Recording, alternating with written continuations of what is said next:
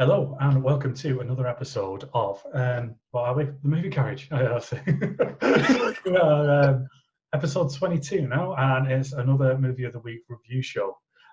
This week's movie is God, I can't even remember the name of it.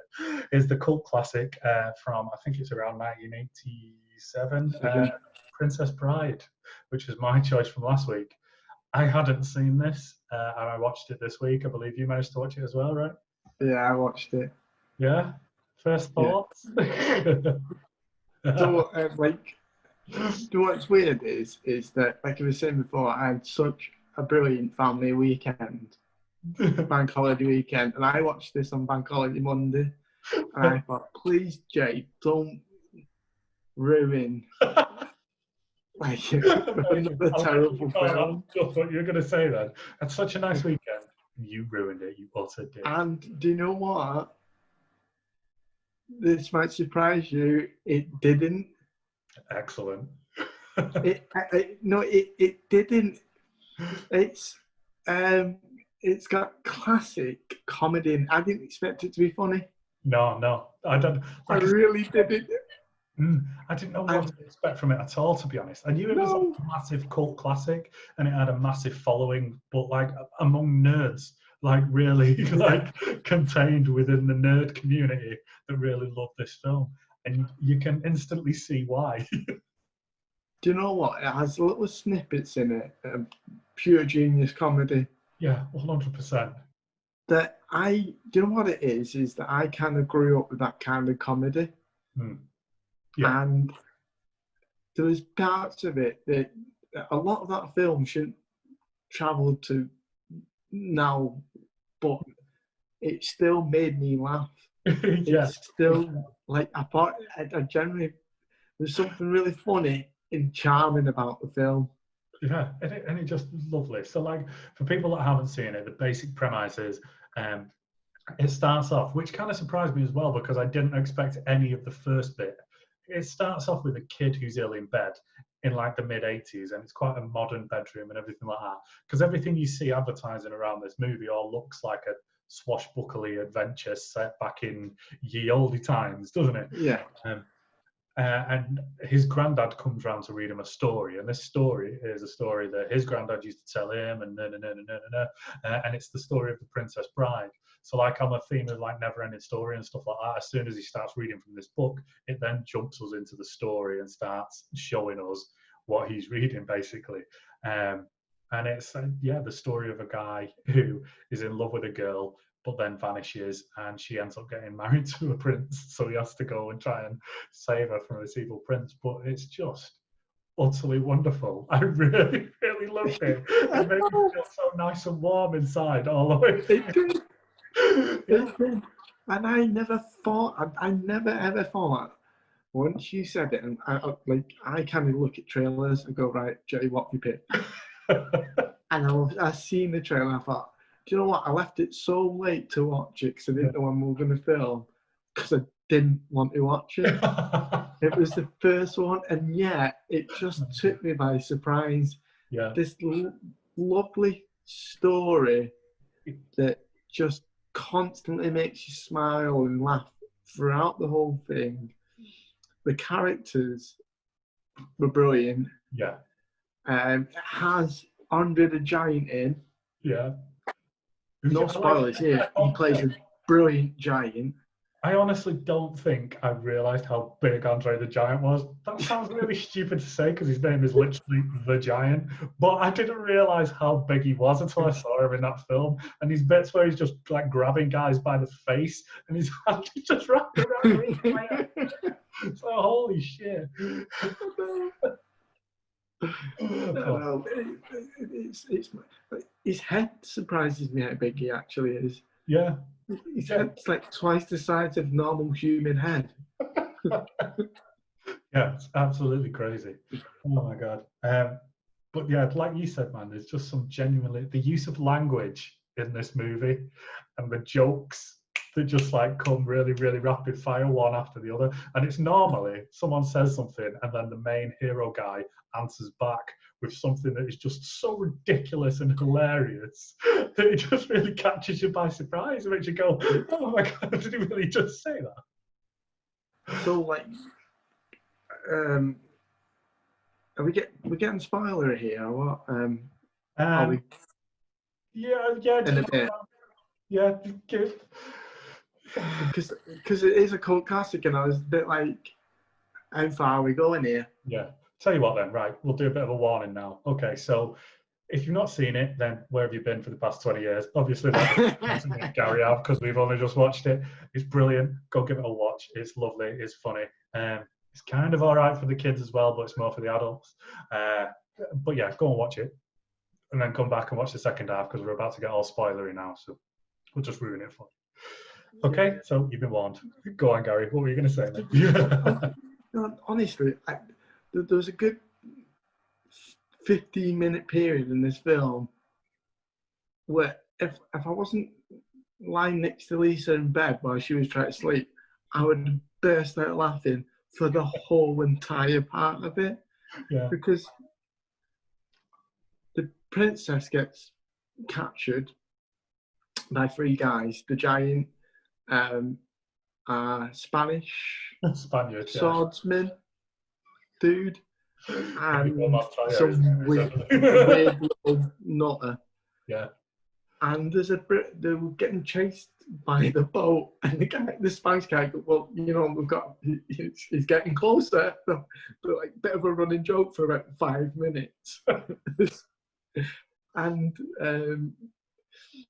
the hero of it all, should we say, is dressed in black, looks like Zorro, doesn't he? Yeah, he's got the full mask on and everything on him.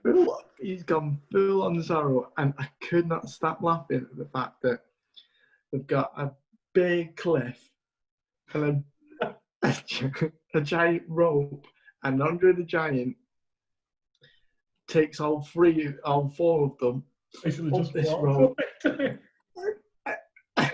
the ninja just goes,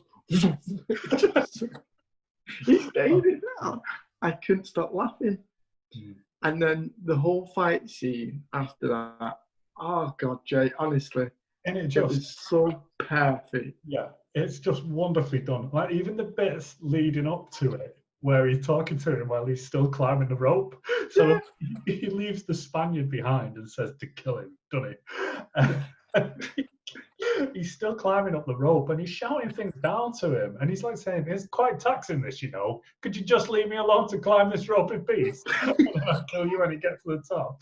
And it's just so wonderfully done. And then they end up having a fight, like you say, but there's a lot of back and forth between the two of them all through it. And then the bits where he's like, but I know a secret you don't know. I'm not left-handed. And then throws the sword to his other hand. And then he does it as well. Minutes later, I was like, oh my God, this is just fucking ace. I think that favourite bits was when they were going through that, was it called like the fire swamp or something along those lines? Which just has like random fire spouts coming out from nowhere. It's just, what a genius. And there's a bit where he's explaining to her. And he says, well, we could survive here. Look, I'm not looking to buy a summer house, but we could survive here if we need. And he says something like, we know that they're going to go off because they pop first before they spout fire. And you were lucky enough to find the quicksand by lying in it. Yeah. You were lucky enough to find quicksand. It's so good. And then even again, they throw back to it a bit later on when they end up getting captured. And he's like, well, we could survive in the fire pits for months, so just come and find us when you're ready to die. It's like those bits where it just keeps going round and round and round are just absolutely wonderful. Yeah, there's a brilliant bit, and it's brilliantly done, where so the Zorro guy beats the Spaniard without killing him, and then he beats the giant. Again, he just knocks them out. And his third challenge was against the small weird dude, who they have to try and outthink each other. But by doing this, the Zorro guys put poison in one of the drinks, and the smart guys meant to work out which drink to have, and that was brilliant. Yeah. Because the way they kept firing, he kept changing it up. Like, you would expect me to choose my drink because it's closest to me, but I'm not going to do that. I'm going to choose your drink.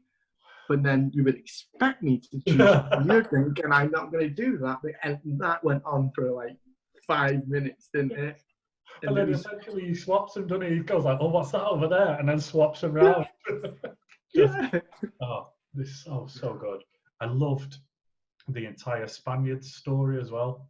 So there's a guy called Indigo Montoya, and he's looking for a guy with six fingers on his right hand? 6 fingers. Because he killed his father, and he's been looking for him for like 20 odd years. And obviously, like right at the end, he finds this guy, and he basically just stabs him straight away. It's like, oh shit, he's gonna die. But then it's like so satisfying when he gets up and then starts fighting him, and he's saying a line, isn't he? Like, "My name's Indigo Montoya. You killed my father. Prepare to die." And he just keeps saying that and repeating it while he's beating the crap out of this guy. And that bit was just so satisfying at the end. It was. You know, some of the fight scenes weren't actually all that bad either. No, yeah, that's it. I think he kind of like, it took itself seriously in the right bits, and then was just hilarious when it came to the spoofy comedy bits. It was brilliantly. It was really brilliantly done. The whole flow of it was really. Like you said, just chatting about it's just making me smile. It's making me smile, and yeah. I never thought I would watch it and go, "Do you know what? If it was on, I'll watch it again." Yeah, definitely. I think I'm going to have to get it so me and Fran can have a watch of it, because I think she'd really appreciate that as well. I don't know though, because it's kind of like, does she have a sense of humour? No. She does. I'm kidding, obviously, but she wouldn't know. She's not got a sense of humour. All right, she's not a fan. Yeah. So anyway, back to what we were talking about. So marks out of 5 for Princess Bride. 3.5. Ooh, nice. I think I'm going to go a big 4 for it, you know, because like you said at the very beginning, it made me feel like so nice and nostalgic. Yeah. It was a really good treat of an hour and a half for me. It was really nicely done. Like you said, a real nice treat. Made me smile, and I really enjoyed the film. So it was good. It was a good way to end the bank holiday. Thank God for that. I've had just fucked up your entire amazing weekend.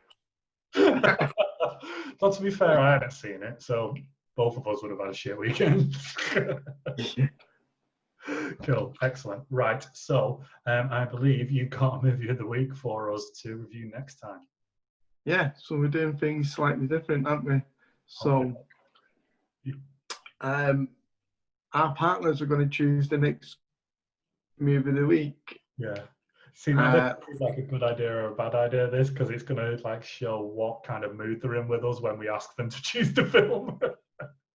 Yeah, well, this one's it's a little surprising from Lisa, because I thought she was going to go really soppy. Yeah. Like, she loves the soppy stuff. Yeah, sounds about right. Or I thought she was going to choose something like, do you know, like one of the movies, or movie 24 or whatever it's called? Yeah. One of them real cheese ones. But she's not. She chose a comedy. She chose Girls Trip. Girls Trip. Ah, very interesting. Yeah, I've not seen this. Yeah. It's had some really good reviews from what I've seen. But yeah. That's one of those. I've not seen all of this film. I've seen bits of Elisa. That's what we're going to be watching. It's like you said, good reviews. Lisa absolutely loves the film. Finds it absolutely hilarious. So brilliant. We'll see. Yeah, that's it. Better give it a good review, or they might never speak to us again. We didn't really go into the pitfalls of everything that could happen with this. I'm glad you went first. I might have changed my mind by this time next week. We'll see. See how much she hates me when I get back. Anyway. Right, great stuff. So yeah, that about wraps us up. So Girls Trip is the movie to watch. Go and have a look at it and join us next week for the next review show to see what we thought about that. Until then, yeah, thanks very much. Go and subscribe to us everywhere you can find us. Thanks a lot, Gaza. Yeah, cheers, Jay. Thank you. No worries, mate.